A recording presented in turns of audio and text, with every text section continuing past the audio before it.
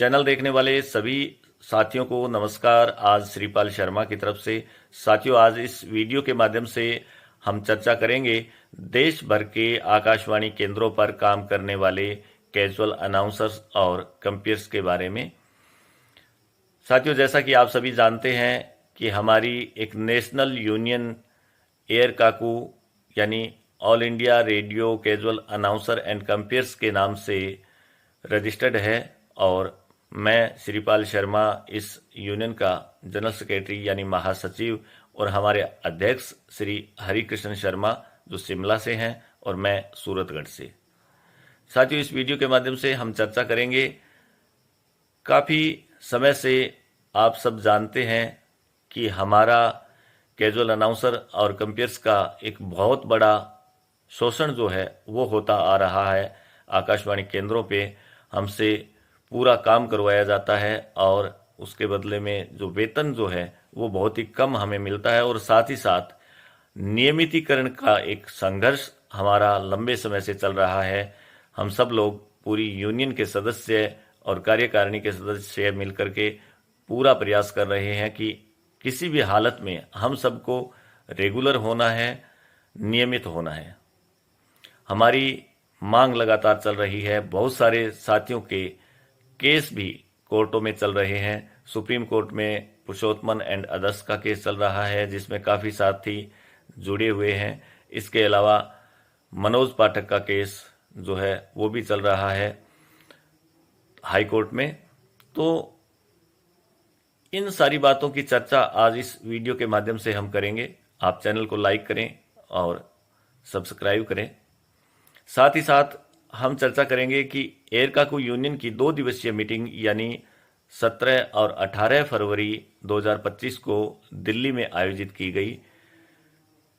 इस मीटिंग में जो महत्वपूर्ण चर्चाएं हुई, जो बातें हुई और 2 दिन की कार्यकारिणी की मीटिंग में क्या क्या काम किए गए, ये सारी चर्चा भी हम विस्तार के साथ करेंगे। लेकिन आज सबसे ज़रूरी बात है वो है लीगल पॉइंट। कानूनी रूप से हमें एक बहुत बड़ी सफलता जो है वो मिलने वाली है। उम्मीद करते हैं कि इसका लाभ भी हम सभी कैजुअल्स को मिलेगा और एक उम्मीद की जो किरण है वो हमें नज़र आ रही है। इसके संबंध में हमने सुप्रीम कोर्ट के एडवोकेट माइलसामी से भी बातचीत की।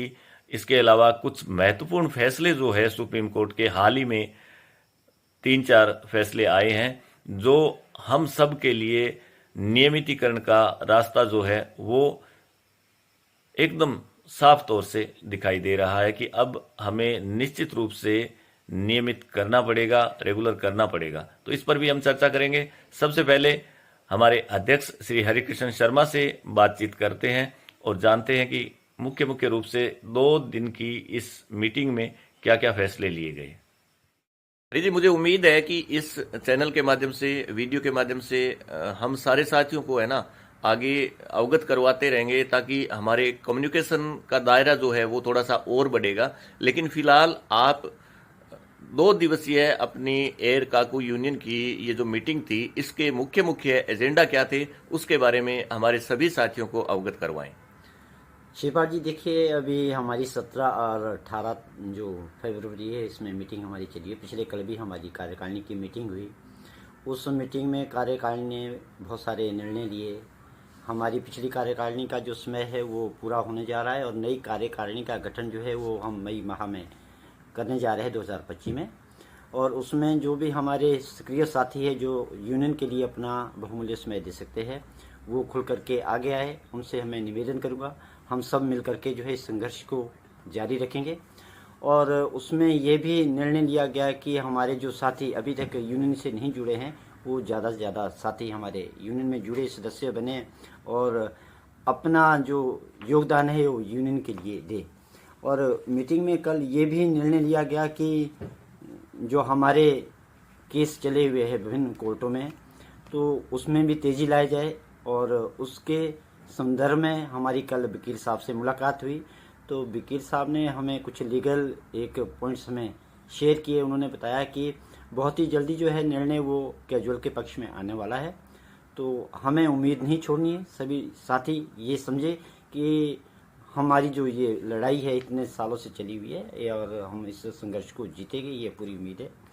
और इसके अलावा हमने डीजी महोदय से कल यानी कि 17 फरवरी को समय दिया था मिलने का, उन्होंने हमें समय दिया था, लेकिन इन्हीं कारणवश उनकी मिनिस्ट्री में मीटिंग तय हुई तो वो हमें समय नहीं दे सके और आज उनसे मिलने का हमारा पूरा जो है वो कार्यक्रम है। और उनके सामने हमारे कुछ एक मुद्दे रहेंगे, जैसे कि कुछ एक स्टेशनों में हमारे साथियों की ड्यूटीज नहीं लग रही है, उसको लेकर के हम उनसे बात करेंगे। और कुछ एक समस्याएं कई केंद्रों की ऐसी कि रिले किया जा रहा है, कार्यक्रम वहाँ कम किए जा रहे हैं और कुछ एक सभाएं जो है वो बंद की जा रही है, उसको लेकर के भी उनसे हम बात करेंगे। और पिछले कई वर्षों में हमने ये मुद्दे बार बार अधिकारियों के सामने रखे, उनके समक्ष रखे। जैसे महाराष्ट्र और मध्य प्रदेश में कई केंद्र जो है वो रिले कर दिए गए थे और हमने उनको दोबारा शुरू किया, लेकिन अभी जो है हाल ही में कुछ केंद्रों में फिर से शिकायतें आई कि उनके कुछ सभाएं जो है वो बंद कर दी गई है। तो हम महानिदेशक जी से जो आकाशवाणी निदेशालय में है उनसे हम बात करेंगे कि ये जो सभाएं हैं उनको शीघ्र से शीघ्र जो है वो शुरू किया जाए। और फीस बढ़ोतरी वाला एक विशेष मुद्दा है हमारे कैजुअल का, और 2013 में ये एक इन्होंने सर्कुलर निकाला था, उसमें कहा था कि हर वर्ष जो है वो 10% जो फीस वृद्धि जो है वो होती रहेगी, लेकिन ये मुद्दा अभी तक हमारा सॉर्ट आउट नहीं हुआ है। हालांकि फीस में बढ़ोतरी की है, जब हमारी पिछली मीटिंग हुई थी तो उस मीटिंग में हमारी फीस जो है वो बढ़ाई गई थी, लेकिन अभी भी जो फीस हमें मिलनी चाहिए हाँ पूरी नहीं मिल रही, वो नहीं मिल रही है। तो उस मुद्दे को हम बिल्कुल स्ट्रांगली बार बार उठा रहे हैं और उम्मीद करते हैं कि जल्दी इसका भी निर्णय हो जाएगा और हमारे साथियों की जो फीस है वो बढ़ जाएगी। और जो नियमितीकरण का जो मुद्दा है उस पर तो सभी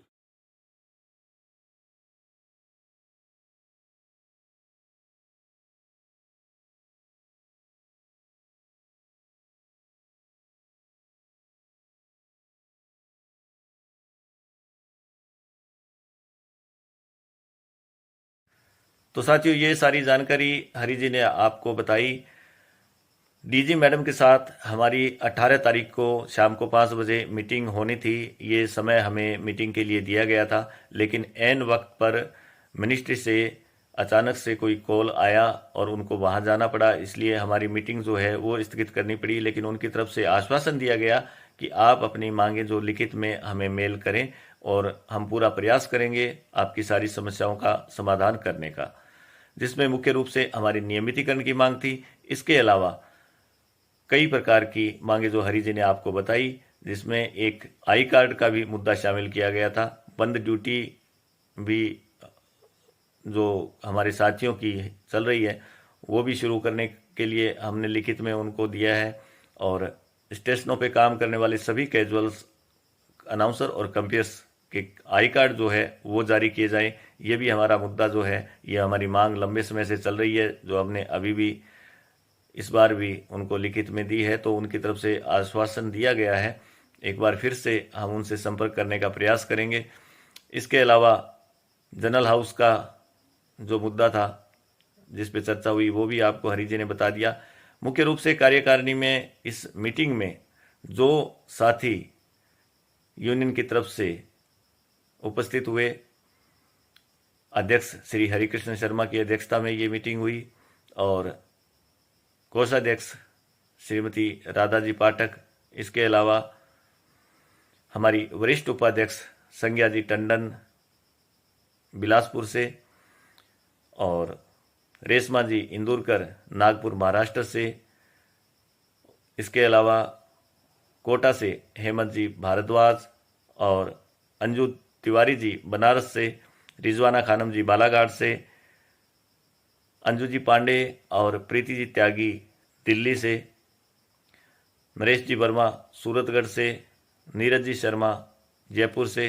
कुल 11-12 सदस्य जो है वो इस मीटिंग में शामिल हुए और सारी चर्चाएं जो है वो की गई। अब आते हैं सुप्रीम कोर्ट के फैसलों पर। कोर्ट में जो केस चल रहे हैं उन पर थोड़ी सी हम चर्चा कर लेते हैं।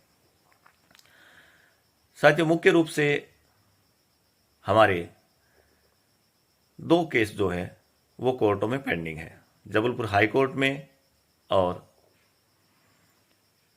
सबसे बड़ा जो केस जिसकी नींव हमारी कैजुअल्स की जिसके ऊपर टिकी हुई है वो पुरुषोत्तमन एंड अदर्स की एसएलपी जो है वो सुप्रीम कोर्ट में चल रही है।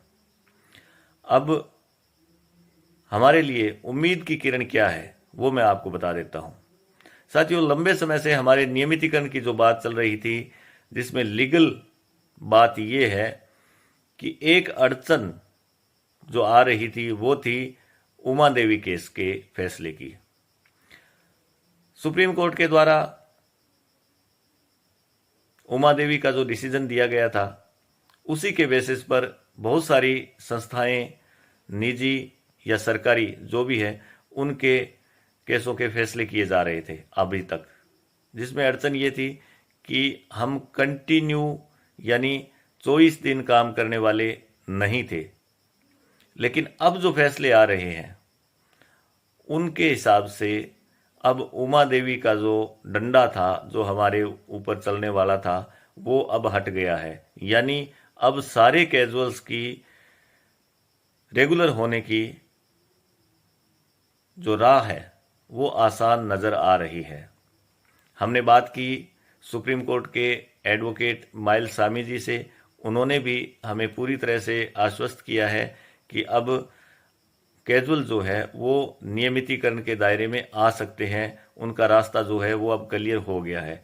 दूसरा, जबलपुर हाई कोर्ट में मनोज पाठक का जो केस चल रहा था उस केस में भी पॉजिटिव फैसला आया है और आगे 28 फरवरी को उसमें डेट लगी है। तो उम्मीद करते हैं कि वो भी एक राहत देने वाला फैसला होगा और हमें अब रेगुलर किया जा सकेगा, ऐसी हम उम्मीद करते हैं। 31 जनवरी को एक श्रीपाल के नाम से सुप्रीम कोर्ट में फैसला आया था, श्रीपाल एंड अदर्स वर्सेस नगर निगम। उस फैसले पर भी हम चर्चा करेंगे आगे के वीडियो में। बहरहाल ये वीडियो काफ़ी लंबा हो रहा है और मेरा पहला वीडियो है आकाशवाणी को लेकर के, तो कोशिश करेंगे कि बेहतर तरीके से आप सबको समझाने का प्रयास किया जाए। इसी के साथ आप सभी को वंदे मातरम, जय हिंद।